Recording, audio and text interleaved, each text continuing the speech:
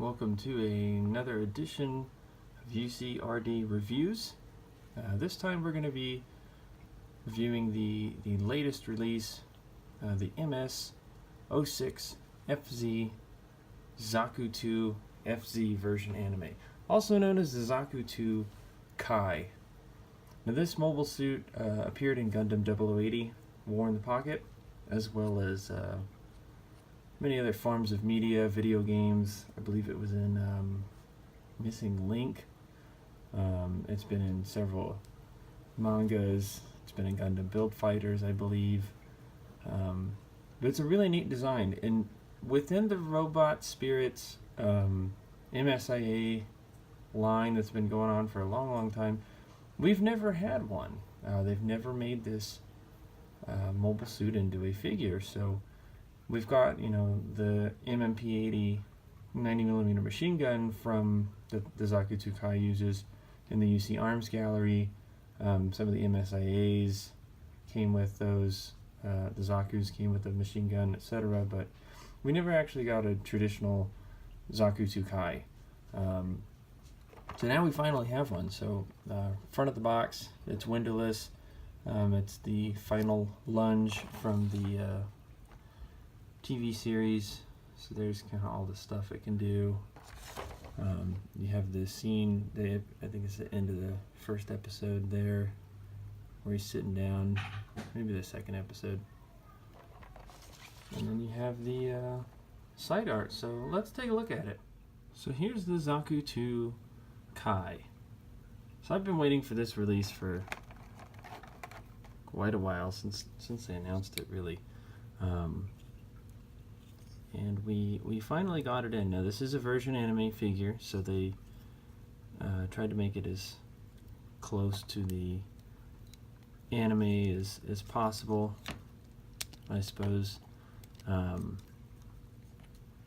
They did a good job. I mean, it still holds quite a bit of detail. The colors on it look really good. You don't have very many missing paint apps. You have 3 thrusters on each leg that can use effects, and then you have the 3 ball jointed ones on the backpack that can as well, like thruster effects. You have removable hand grenades right here. All 3 of these can pop right off. Arm articulation's good.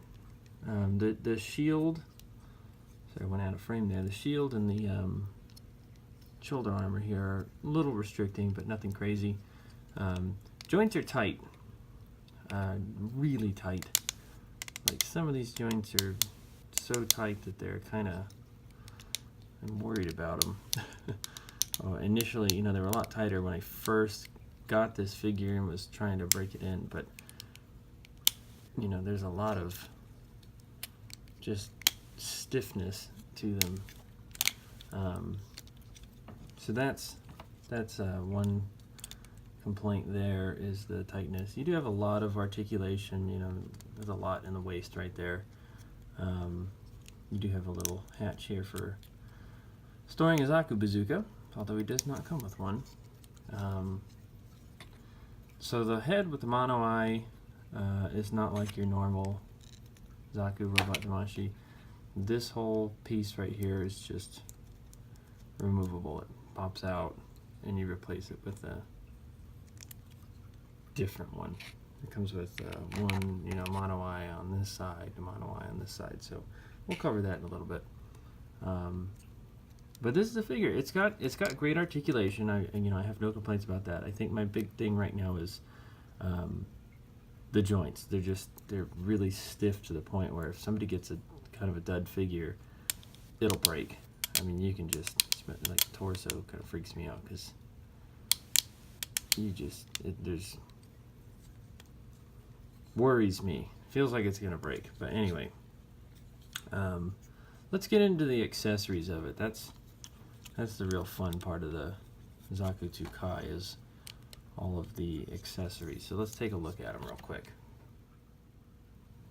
So let's start off here, like we always do, with the hands. So you do get 2 sets of opposing hands. These version anime figures, you know, they've made the hands in their releases pretty standard. You kind of get the same hands with every figure that is released. It's pretty uniform, and I don't mind that at all. These are actually your Heat Hawk hands, and then you have your trigger hands here. You have the hand holder, which is typical with your version anime. You do get some effects parts here, so let's go ahead and go through those real quick. So you get 3 thruster effects right here. So we covered earlier, these can kind of plug into wherever you want them to. They can plug into the legs, they can plug into the backpack, they can plug into many different places. So I like that you get 3 of them. They are the angled type. They look like Gundam NT1s, they're just angled. But you do get 3 of those, so that's pretty neat. Another effect you get, well, not really much of an effect, but a damaged part. So similar to the Gundam NT1 that had all those damaged parts, the Zaku II Kai does as well. So he has his damaged arm, so you just work the arm off right there. And then this piece just replaces it, very simple. So now he's got a damaged arm. And then you have 2 other pieces for his chest and then his backpack. So his chest is not easy to remove. Let me see if I can do it off camera here. There we go. So you just pop this piece off, and you can actually replace it with a kind of a beam saber effect. You can actually plug it into beam sabers. This is to replicate NT1 stabbing the Zaku at the final episode of Gundam 0080. I'm not worried about spoiling it because the show came out like 30 years ago, almost. So you have kind of a stab effect. This is very flimsy plastic, but it looks good. I mean, it works well. Very simple. We don't need a lot of effect parts. There's not a lot to deal with. Everything stays in there. And let's put your arm back together here. There we go. And then you have back to your regular Zaku II Kai. So let's go over some of the other accessories that we get with this set. All right, so we get several pieces here. So first off, let's go ahead and cover the mono eye. So with the Zaku II Kai, you can replace the mono eye with, say, another one here. You can just drop it right in, or maybe not.